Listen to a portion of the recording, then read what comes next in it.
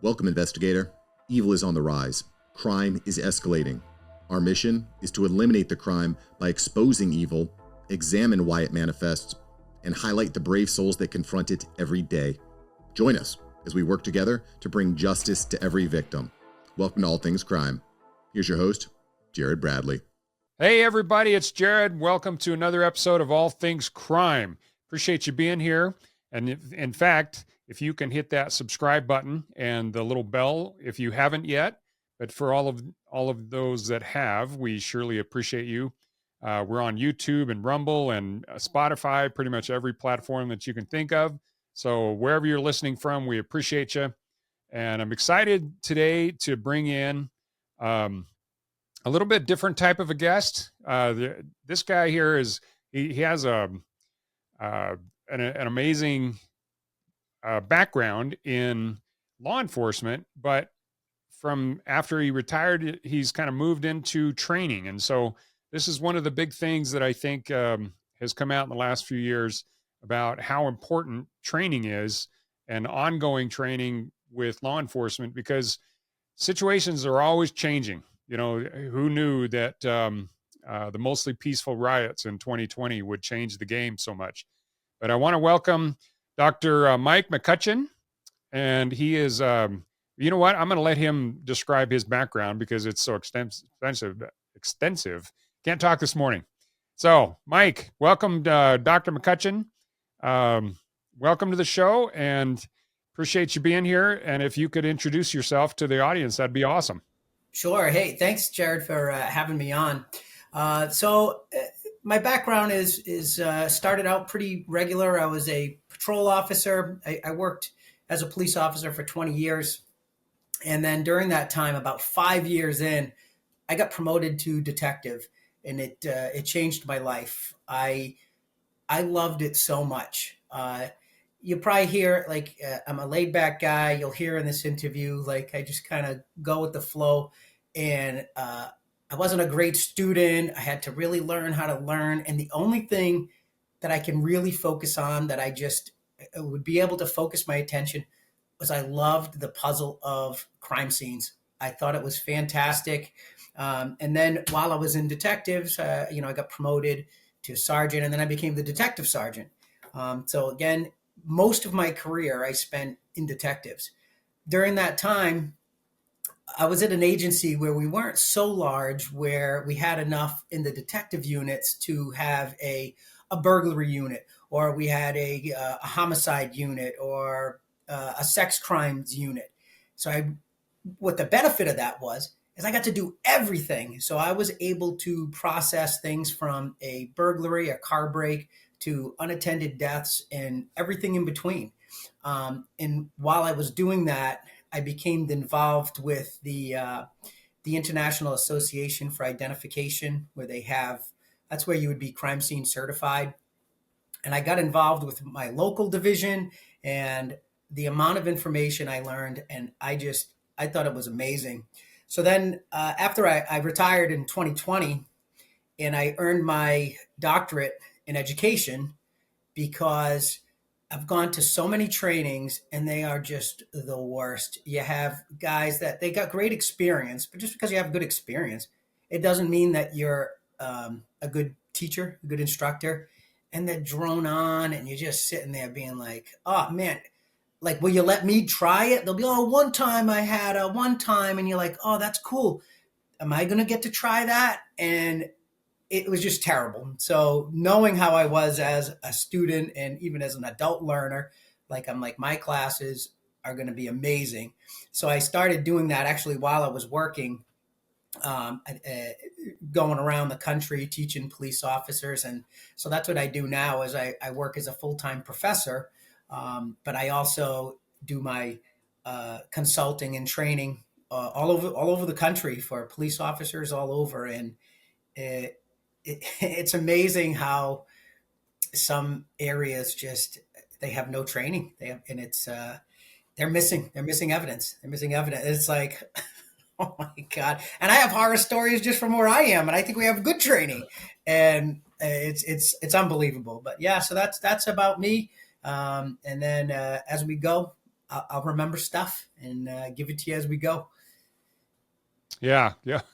Well, as you can probably see, I have a military background, and I'll tell you, there's some interesting briefings that I've been through and trainings and things that, they'll just grab some, you know, 20-year-old sergeant and say, hey, put this HR type presentation together and present it Hmm. to all the troops in the company. And, these guys are just reading slides, and, Oh, they'll put up it's a the thousand worst. bullet points and entire paragraphs, and they'll just stand there and read the whole slide. And everybody's just, especially I think about, I was stationed at Fort Campbell in Kentucky, and in the middle of summer, man, some of those briefing rooms were just packed full of 150 guys, and it's hot because the air conditioning can't keep up, and the fans are Hmm. running, and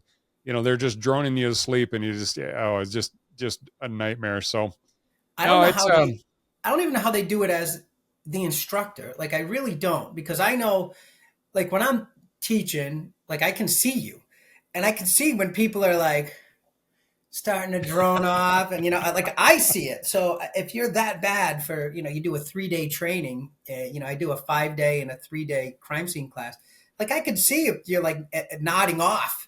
I don't know how you can just be like, nah, this is cool. I'm just gonna keep doing it. And yeah, it's yeah, it's. I always say I had a friend of mine, and he had a company similar to mine, and he had this guy who was a phenomenal homicide detective. Like I can't say anything bad about his ability. And again, just because he was really good at that didn't mean he could teach. And then he was teaching a class, and it was terrible because he couldn't convey his message. Could do the work, but he couldn't convey that message. And the students were just like, "Oh my gosh, I'm falling asleep." And yeah, yeah, training is so important. And unfortunately, it's the first thing that police departments cut when they have budget cuts. They cut every single time. They cut the training budget almost every time, yeah. and that's sad. Well, in your, especially in the last, let's say the last 10 years. Yeah. So let's focus just on law enforcement in general.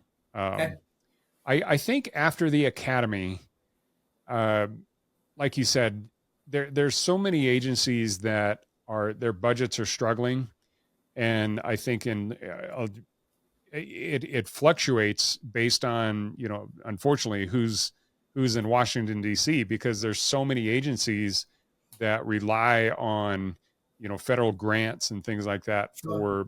for, a lot of their funding, especially on the training side.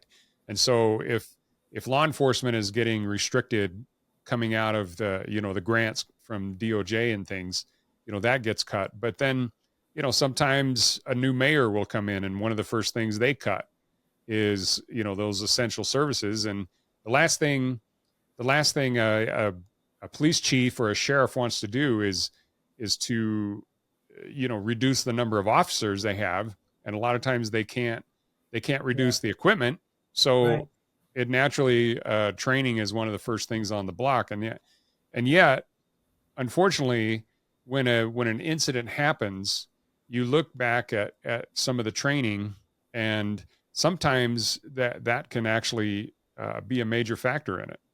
Well, it's short term. It's short focused. If you have poor training and then you have an incident in your officers for anything, not just for forensics and crime scene, but if you aren't trained properly and you respond poorly, and now you have the potential for lawsuits or negative press or in the social media. And instead of being like, okay, well, we could spend $1,000 to learn these particular skills, and instead we'll save that and now pay out $50,000 because of a lawsuit because of officers that weren't trained. So yes, in the short term, like I'll say, it makes sense, but it doesn't. Like you're still going to do these jobs, and then they'll cut that budget, and it happens it's the same every place I've been to. So I've gone to 21 different states, and I've never been to a state where they're like, nope, everything's fine, and we get what we want. And, you know, like I said, budgets will come out and they're like, oh, you got to cut 1%, you got to cut 1.5%. And it's training. And I just think it's so short sighted because long term, it's going to hurt you when you don't have those skills, man. And you're like, man, if I own, I've had so many like detectives tell me after a training, and they're like, they do the head shake, and they're like, man, I had a case, and I'll give you one. So we used to do a lot with credit card fraud, people skimming credit cards, and then even in one of my trainings, I show you how to make fake credit cards. It's super easy. And so I was teaching a class, and I was showing like clips and videos of these guys that just, they have hundreds of credit cards. And I had a trooper come up to me after, and he's kind of like, and I'm like, what's up? And he says, I had a guy on the highway, and he had boxes of credit cards.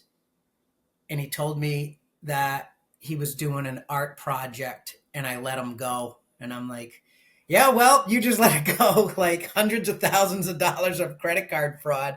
And he's like, I didn't know. And I'm like, yeah, well, that's it. If you don't know, you don't know. And I could still see him. He's just like, and he said he was doing an art project. And I'm like, like, yeah, man, now you know.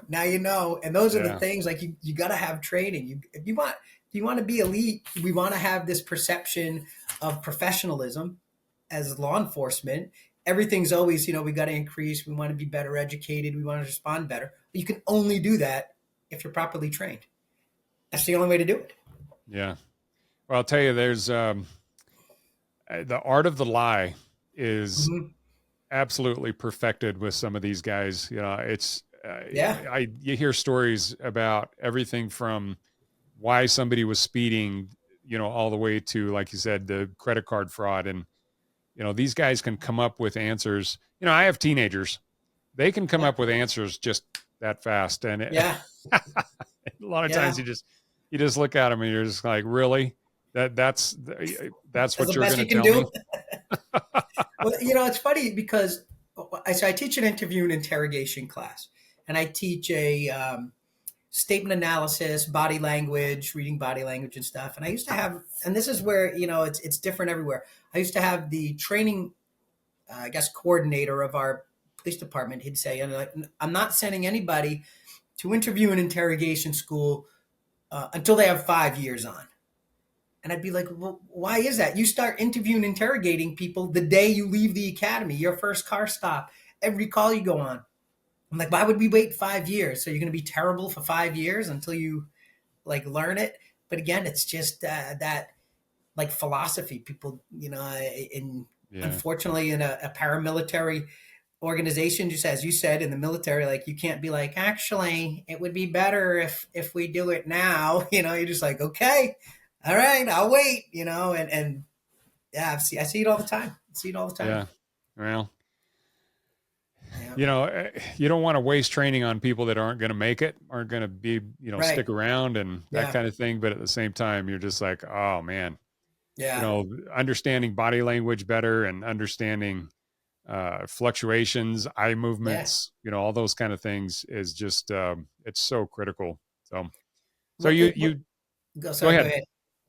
Well, I was going to say with that, in your ability to read people is, I say this to my college students, young kids that want to be police officers. I'm like, look, man, I'm all for, I love training like martial arts and jiu-jitsu and things like that. I think it's critically important, physically fit, not dismissing that at all. I think it's really, really important.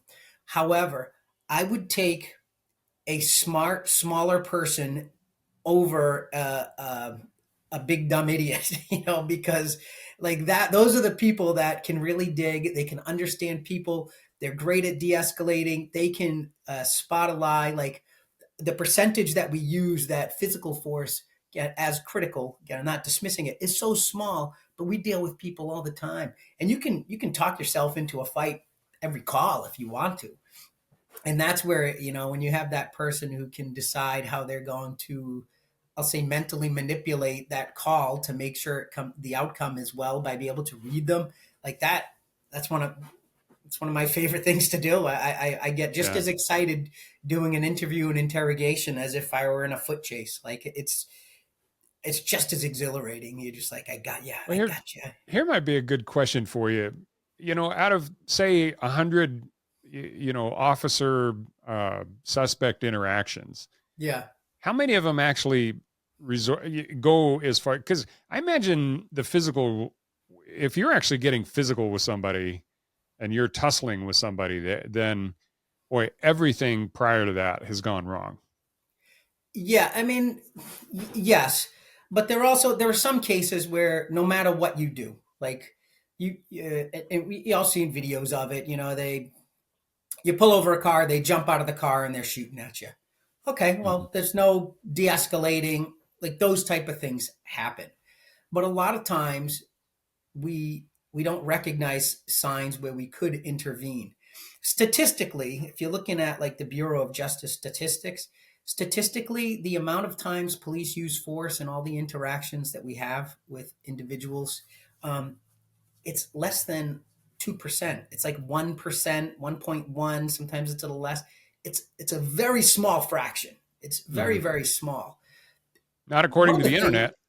what's that? Said not according to the internet. Yeah, and that's what even like our student be like, oh well, it's police are terrible and stuff, and I'm like, look, man, yeah, that's because it's available now.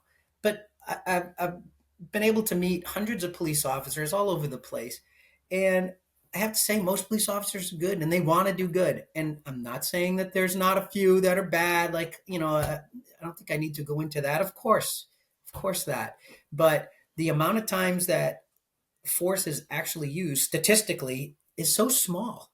It Mhm. is so small where I'll say controversially where I disagree is if you have lack of training, physical training, and you put yourself in a situation where you have to use like deadly force, I think you should be responsible for that. Like I can't just not take care of myself, not train anything, and then I get in a tussle with somebody and now I'm out of shape and I feel like I'm going to have a heart attack and so I have to shoot this person and then claim, have no responsibility for that. I disagree. I think you should have to have some responsibility in that because your life's on the line, your partner's life's on the line. And so I do put not everybody feels that way, but I do. I'm like, well, man, you could have. All you had to do is be a little bit healthier, and you could have avoided this.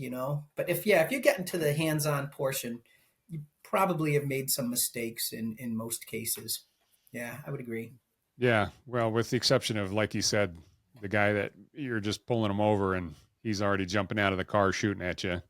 There's Yeah, there, yeah, and that but happens. if you took that one, if you took that level of scenario out of the mix, I would say the interactions that resort actually to actually getting physical have to be just like you said 1% or less. I imagine those kind of scenarios are so rare, and yet I would think that a lot of the training, if you took look at the whole universe of the training scenarios, I'll bet a large portion of it, focuses on the physical and focuses on the weapons training and things like Yeah, that, where the other 99% is I don't think it's ever ignored, but at the same time, are we training for the 99% or are we training for the 1%?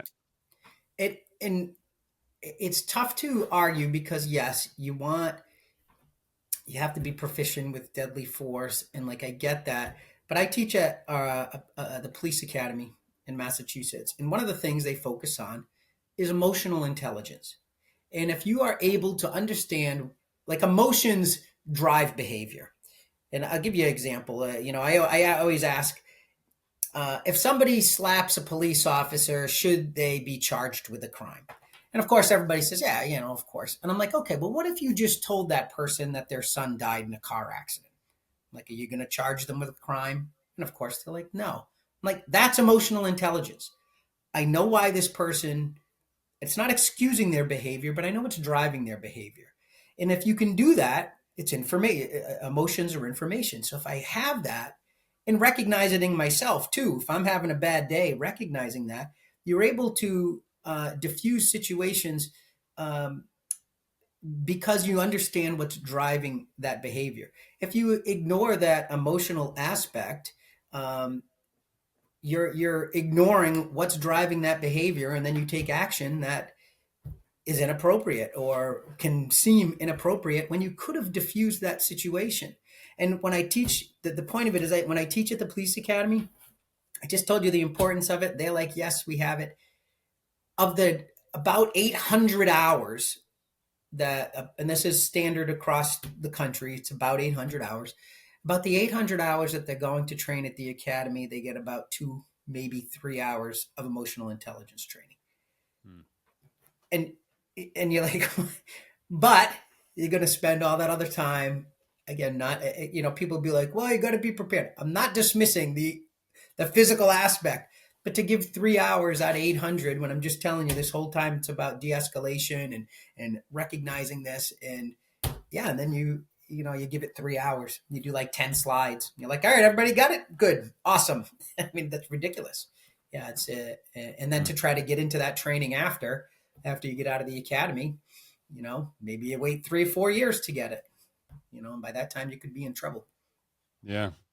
Well, I just find it so interesting that a lot of the training, I think, is starting to evolve based on society, but we just live in a different time, and I don't know. I love law enforcement, and I support them in every aspect that I possibly can. That's one of the reasons I started this podcast.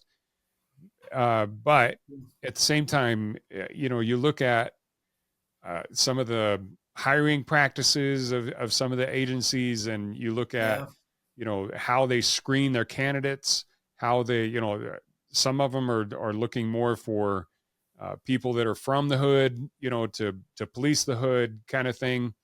And is that really the type of person that you want to have a badge and a gun?